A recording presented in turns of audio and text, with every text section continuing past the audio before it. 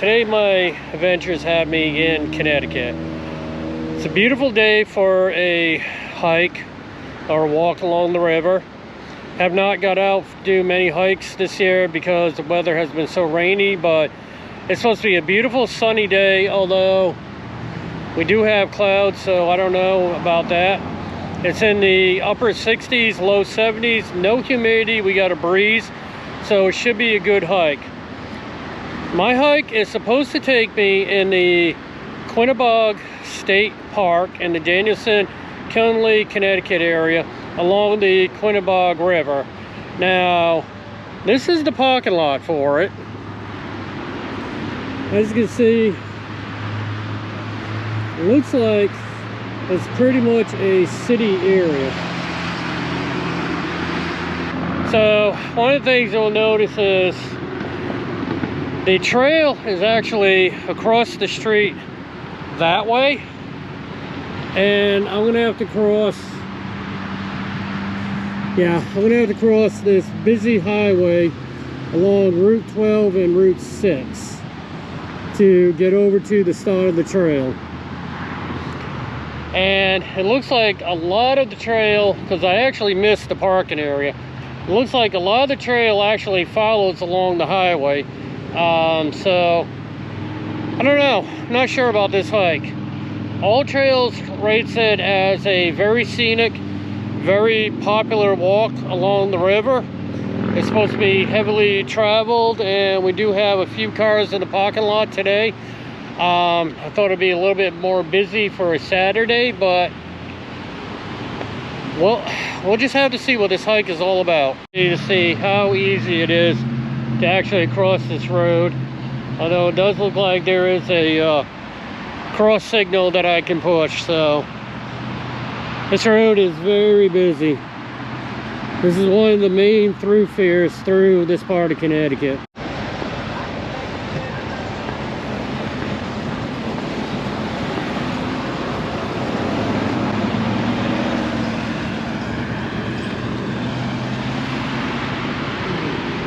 Made it across. The river is down below in front of me. That is not really giving me any great hope. So I guess first I'm going to try off to the right, see where this takes us.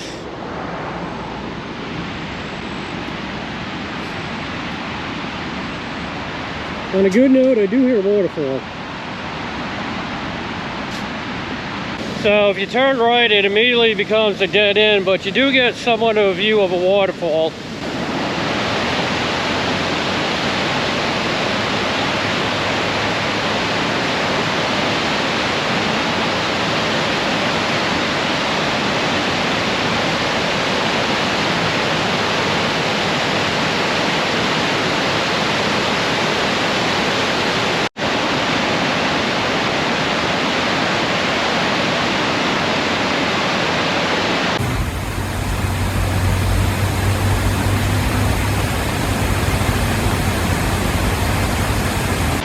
Well, I guess that was a little bit of a nice surprise, so let's go ahead and follow the rest of the trail. So the first part is actually paved, and like I said, it's going to follow along the road for a little bit of a distance. On the All Trails map, there was a review that said if you stick to the dirt part of the trail, it's actually a lot nicer, but I don't see any way to get down to the riverside, so from here. So I guess we'll have to stick to the paved part of the trail along the highway for now.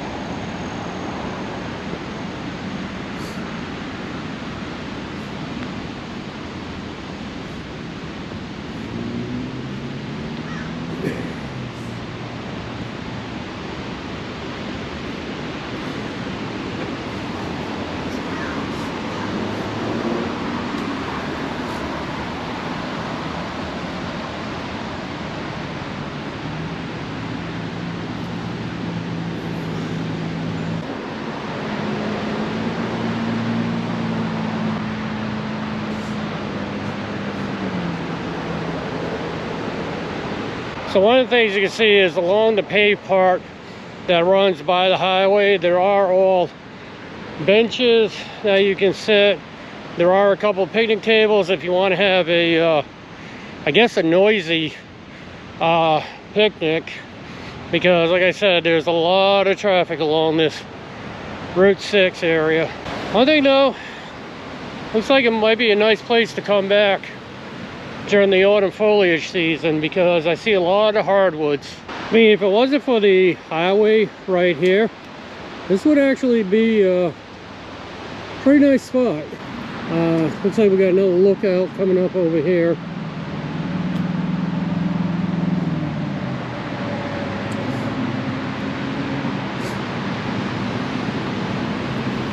Although, with the trees, not gonna be able to see much.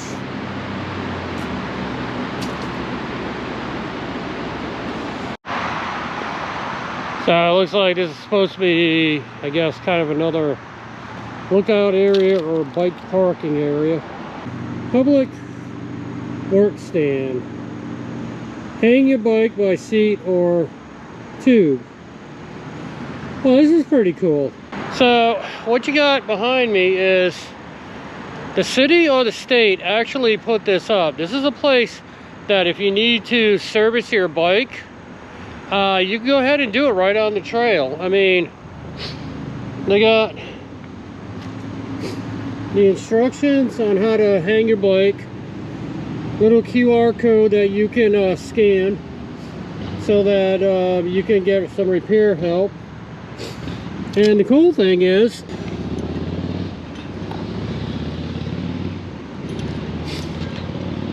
it looks like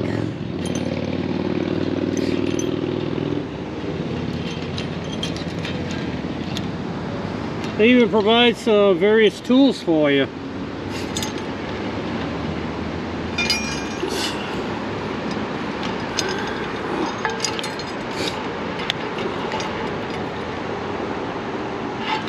I like that. So that is the first time I ever see that out on a bike trail, where the city or the state was thoughtful enough to put in a place that you can actually repair your bike if needed, and provide you with some pretty basic tools to get the job done, including what looks like those black pieces are to help you get your tire and tube off your rim. I actually like that. That's very thoughtful. Very, very thoughtful. So I'm going to take a turn over here, and it looks like after I get down this part, we'll start entering the woods area. Got the old Providence and Worcester Railroad Bridge. Don't know if that track is still in use today or not, but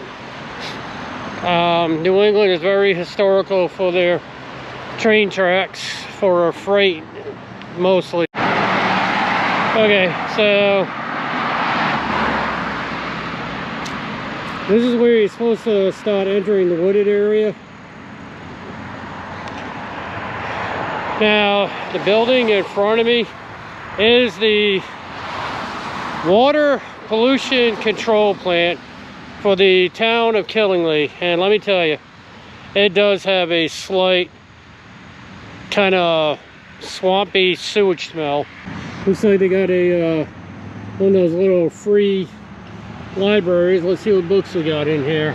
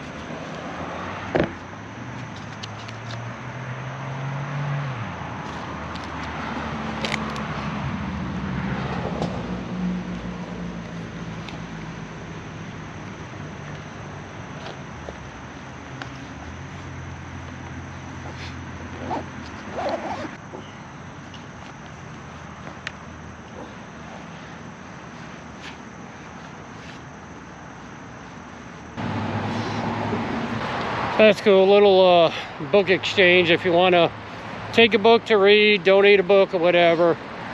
This is the part that actually begins to go in the woods. As you're around that corner, yeah, you get a big sewage smell, but doesn't seem to be as bad right this second.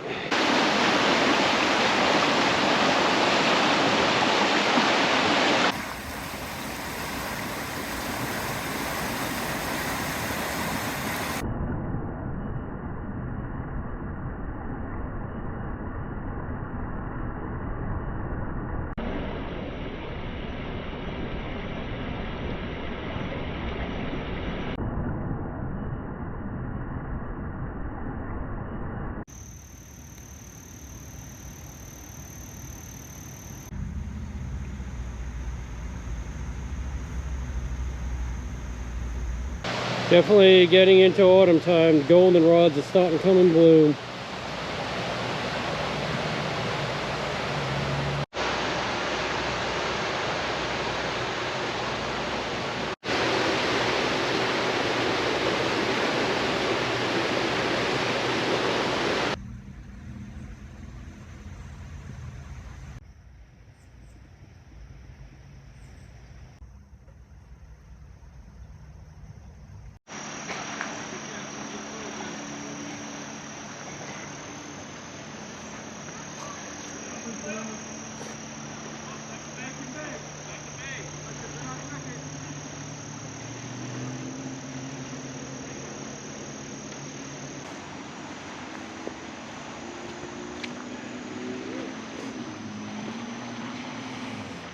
Looks like the river is very high with all this rain we've been getting.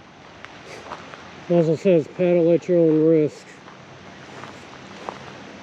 This looks like one that you would drop your canoe or kayak off here and get picked up downriver somewhere, because that water is flowing. There's no way I'd be able to do this.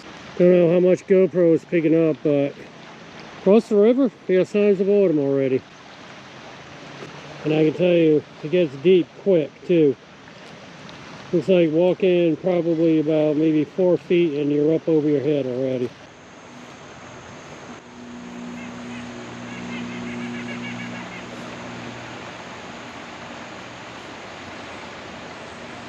Okay, head back to the paved part because with all this rain and being muddy back here,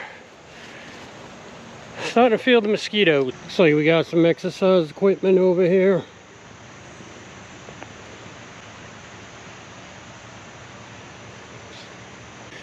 Alright, let's see what this sign says up ahead. So apparently I've been following the trail, but it looks like I'm crossing the county line. So they got this sign here, which is about halfway through what the old trails map was showing me. Welcome to the Quinebaug River Trail, open sun up to sundown. No alcohol, motor vehicles, bicycles yield to pedestrians, take only photographs, leave only footprints, keep only memories. So that makes me wonder, was that beginning part actually part of the trail or not? I don't know. Signs are a little confusing, but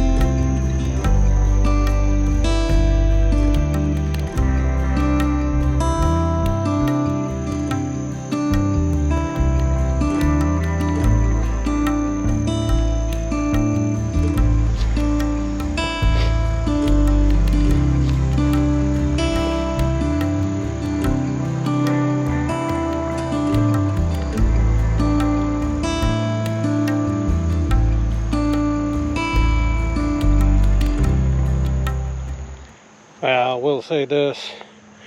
Once you get past the baseball field, this has actually turned out to be a nice walk. Turned out to be a nice riverside walk once you get past the baseball field.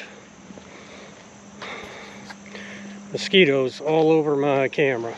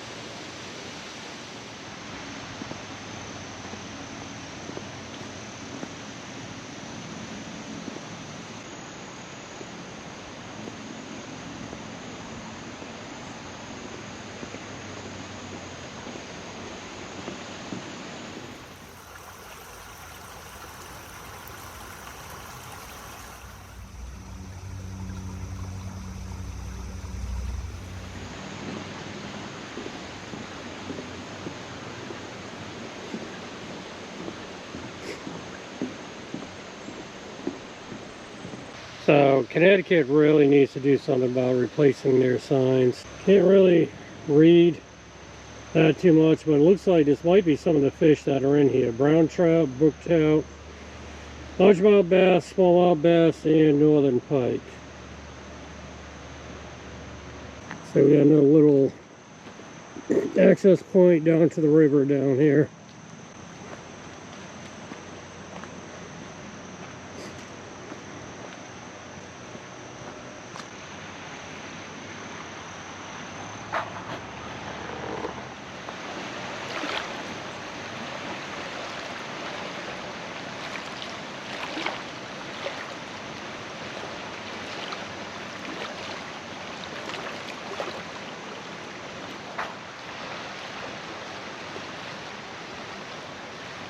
Looks like we got some ghost pipes.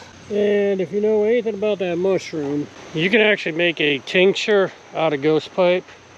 Although I don't suggest it. It's supposed to be somewhat toxic and cause hallucinations. But it's supposed to be good at relieving pain. So anyway, that's what I read on one of the foraging sites I belong to. I don't get much into foraging because of I'm just afraid of poisoning myself. There's a lot of deadly lookalikes here in New England. But yeah, that's ghost pipe.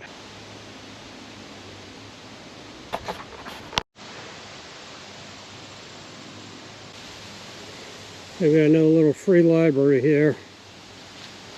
Let's see what we got in here.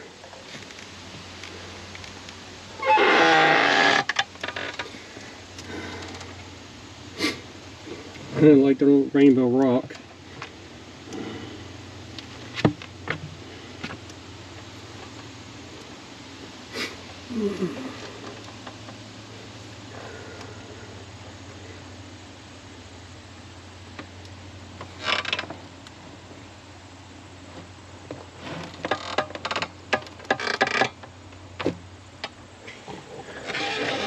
Alright, it doesn't look like any subjects I'm into.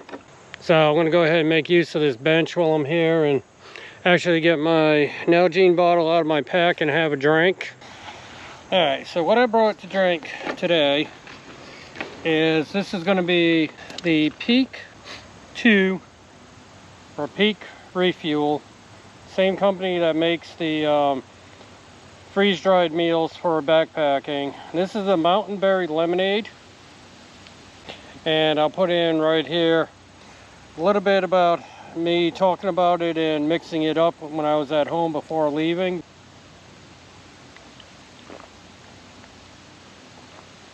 So in the video that I've done over at Stepstone Falls, you saw where I tried the fresh melon by Peak, and I had said that it was very good tasting.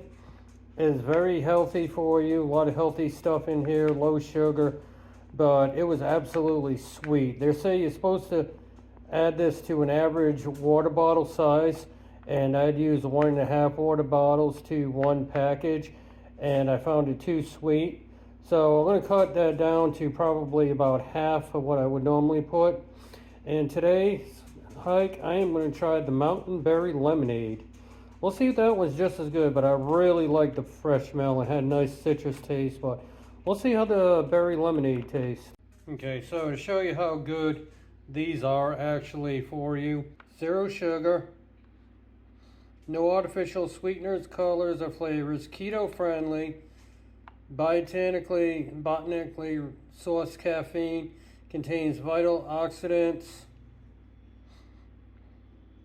contains essential nutrients, minerals, and vitamins that support nitric oxide optimization and prolonged endurance. If you see by the nutrition label, it has no fat, very low sodium, only 5 milligrams, 2 grams of carbohydrates, which has no sugar, no added sugar, and 1 gram of dietary fiber. It does not contain any protein, but look at this: vitamin C, D3, niacin, vitamin B6, folic acid, vitamin B12, calcium, magnesium, chromium. So this right here has a lot of good ingredients, a lot of good vitamins, minerals. Smells okay, but then again, my sense of smell since I had COVID a couple years ago never really came back. It smells like it pretty good. Now, like I said, because the melon one was kind of sweet, what I'm going to do is I'm going to do half of this package to 1.5 bottles of water. So, well, actually that's a little more than half. Do the whole thing. Heck with it.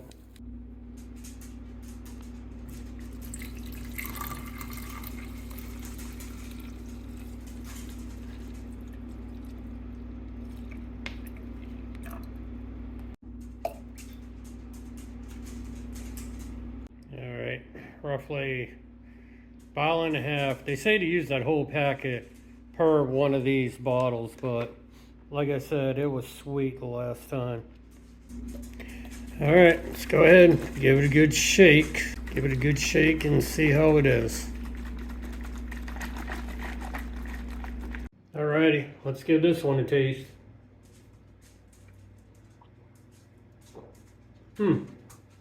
Good, but again, very sweet for having no sugar.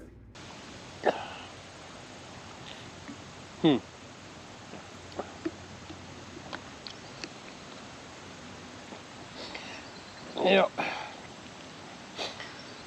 So after I left home, I added a little bit more water to it. Still a little bit on the sweet side for having no sugars, but definitely good.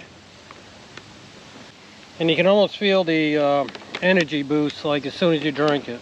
I would definitely recommend it, although it's a little bit expensive. $20 for 10 pouches. That comes to $2 a pouch, but I mean, if you're gonna be doing hiking and such and you need some hydration and you just want to have something better than soda, or a lot of people drink Gatorade. I'm not a fan of Gatorade too much. I mean, I lived off it when I had COVID, but just to keep my levels up. But Gatorade to me does have a lot of sugars in it. Yeah, I mean, this Peak Refuel stuff, it's actually pretty good, and as I showed on the nutritional information, has a lot of good nutrients in it.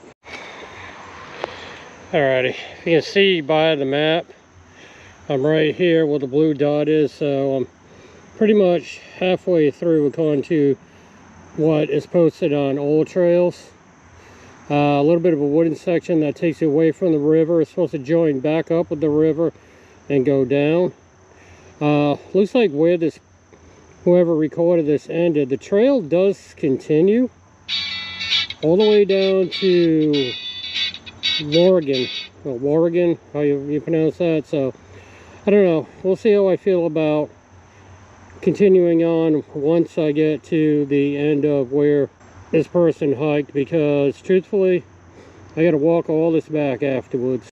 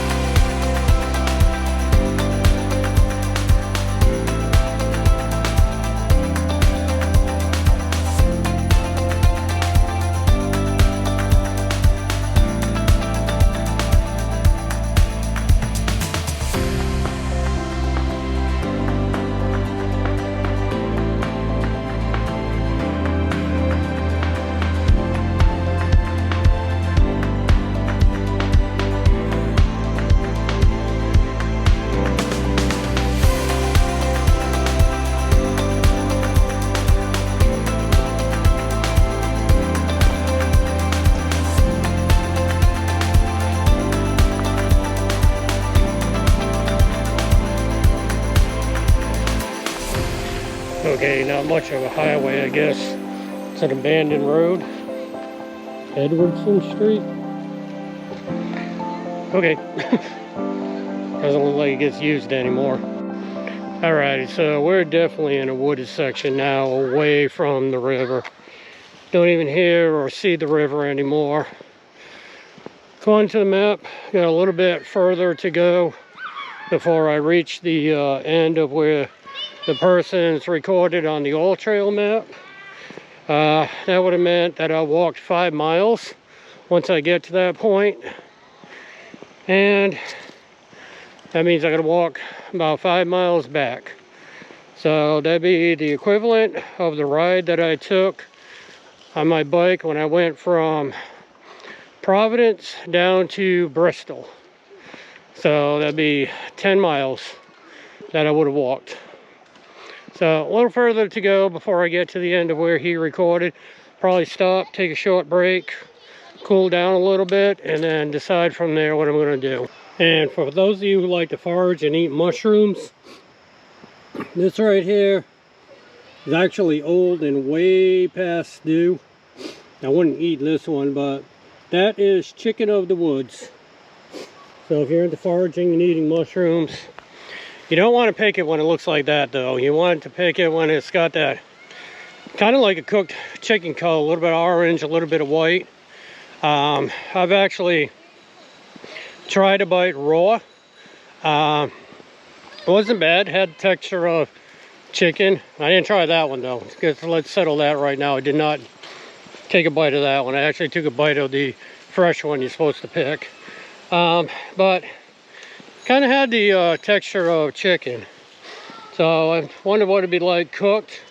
But I think I would trust somebody more who's into full-time foraging and try theirs before I actually try my own. So aside from the vandalism of somebody carving into this sign, at least this one here is readable. Because I passed several of these signs that could not be read at all, and Connecticut really needs to do something about it.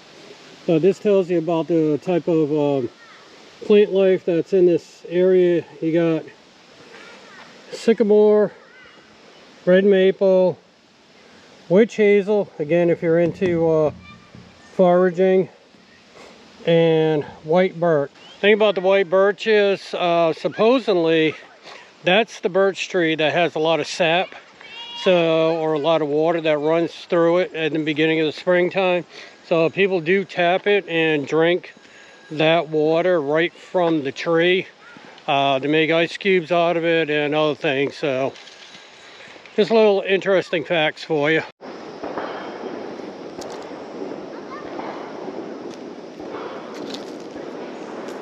I don't know if you hear that, but it sounds like there's a gun range on the other side of the river area.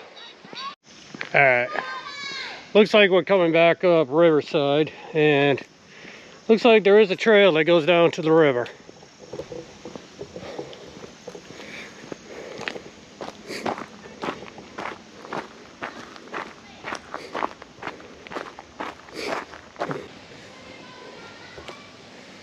Nice little clearing up through here.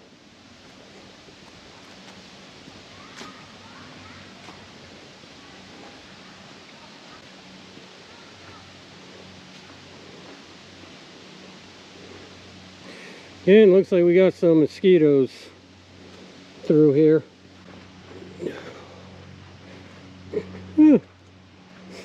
This little area.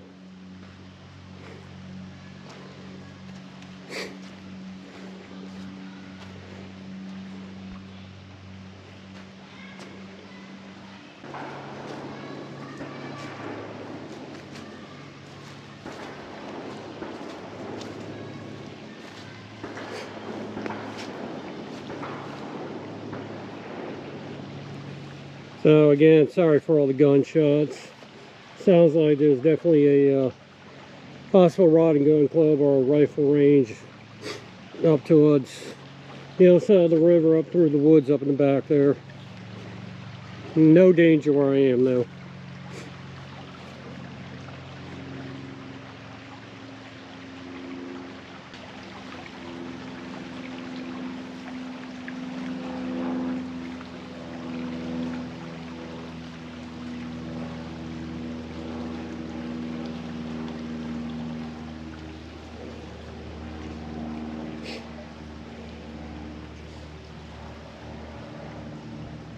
I just love finding little solitude spots like this.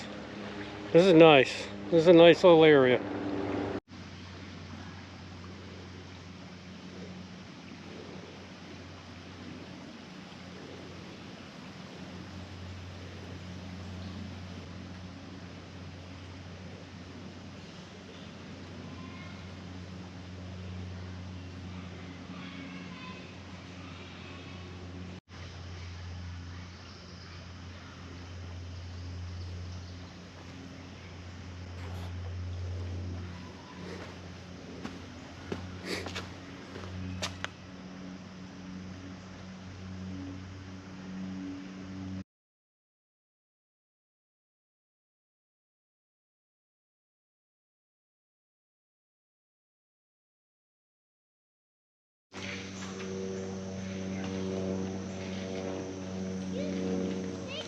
Okay, so this part here officially marks the end of the bike route, officially marks the end of the Quinebaug River Trail that was recorded on the old trails map.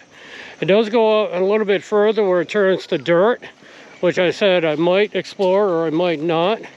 Probably going to follow it a little way, but at this point I've already walked 5 miles from the start of the trail down to here, and I got to walk that 5 miles back.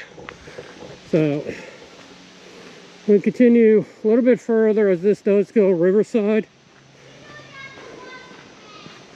And we'll see if there's anything much more to see up through here.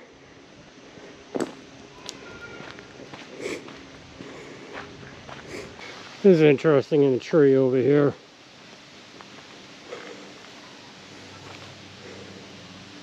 Makes me wonder if somebody's doing some deer hunting up through here on this part.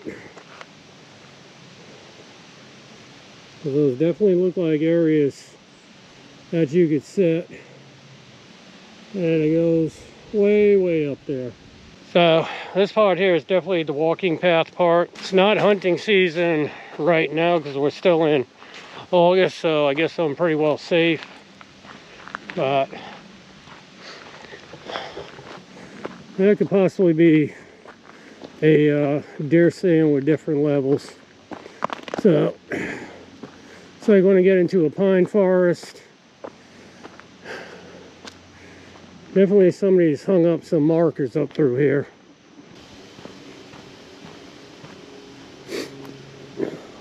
So there is a pond or a lake over on that side.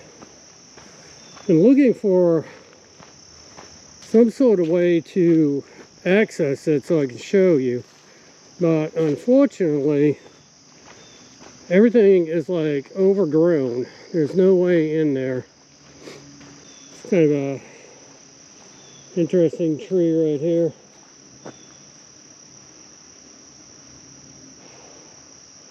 All the pine branches are all hanging down. Not sure what the type that is, but it looks definitely like it's in distress. And you can see some of the lake and pond through there. It's actually pretty big, but like I said, I'm trying to find an access point. And there's a lot of mosquitoes. Maybe I can try down through here. Managed to get somewhat pond side. I mean, this is probably the closest I'm going to get down that little area that I chose. It is pretty big. It's pretty nice. Go up a little further, see if I can get more access to it. Here's a view of that tree again. You can see all the pine branches are all just hanging down like it's totally in distress. I don't know if it's in distress from the drought last year, the flooding rain of this year, or a combination of both.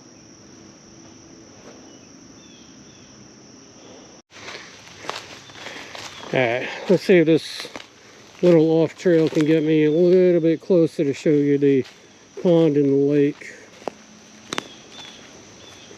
Maybe right down through here.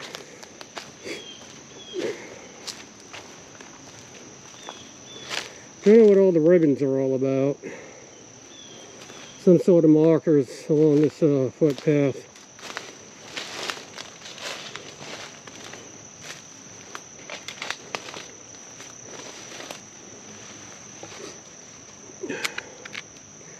That's definitely through spider webs, but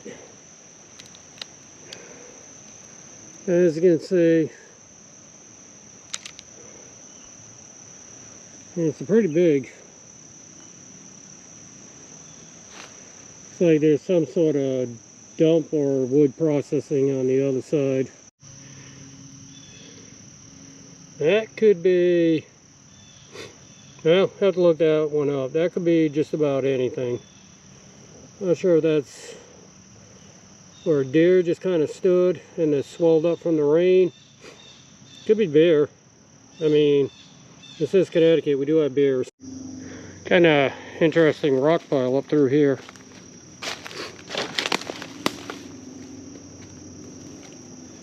You can see where that's definitely been cut and chipped away at. So you can see all the definite layers, and it's like markings where it's been worked. Show you this one here that's been placed over here. This is quite interesting. Where he's just kind of leaning up against there. But you can see all the markings where it's been worked by machinery.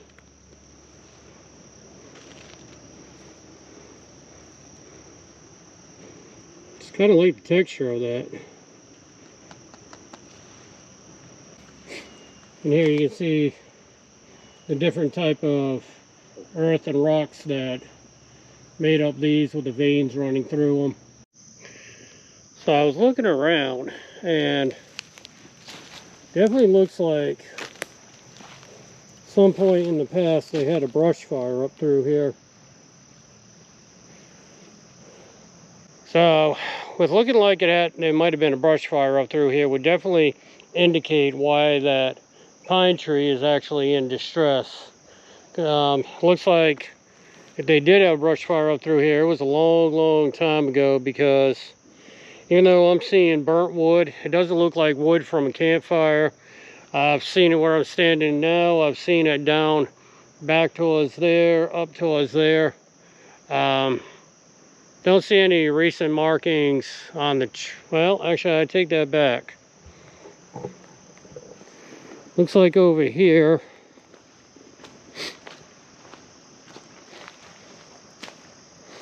But that black on that tree could be an indication of where the fire actually went up into the trees way back when. Because this side is definitely all black, whereas the rest of it is normal. So possibly was a brush or forest fire back through here. Looks like a long time ago because it's all grown up now, but still showing the scars. I mean, there's more black on the tree up through there. Looks like there's more black on the tree up through here. Yeah, that's definitely all charred. I mean, camera's probably not going to pick it up, but what you can see is some of the old leaves that are all burnt up through there as well. And as I'm looking around, I am seeing more charred remains over there. So it looks like there was definitely some sort of... That's just trash. Looks like there was definitely some sort of a brush fire through here. I mean, it looks like it's doing a good job of growing back. I don't know if this was a controlled burn or a fire just, kind of a wildfire just came through here. I mean, if this was a controlled burn, I mean, you definitely would not have the markings on the tree like this, because they would have kept it very well contained. So, I mean, yeah, that one is charred pretty much almost all the way up to the tarp. Alright, so I'll show you where I am on the map.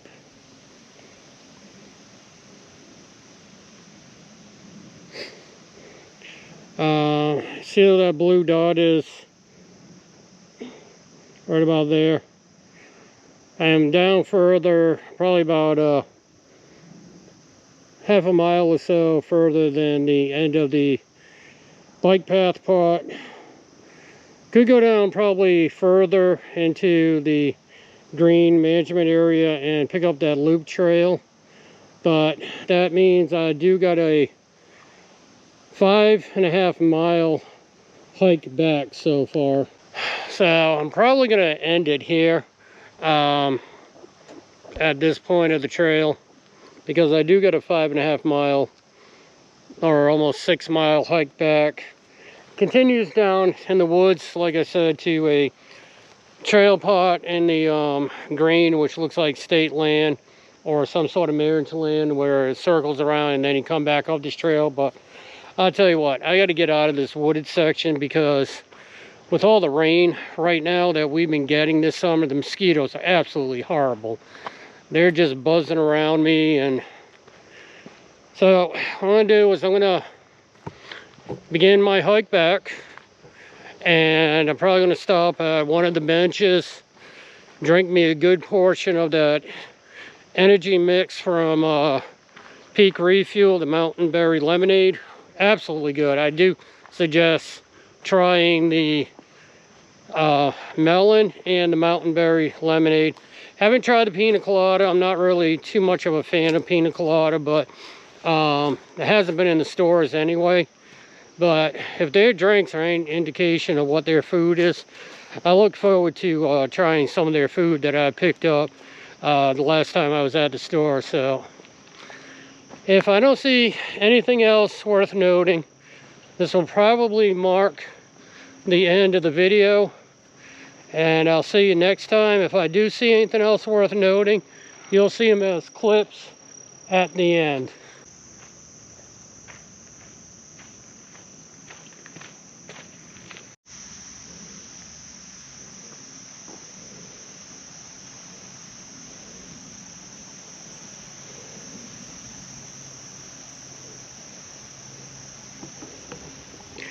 Yeah, so it looks like a year ago they did have a forest fire up through here.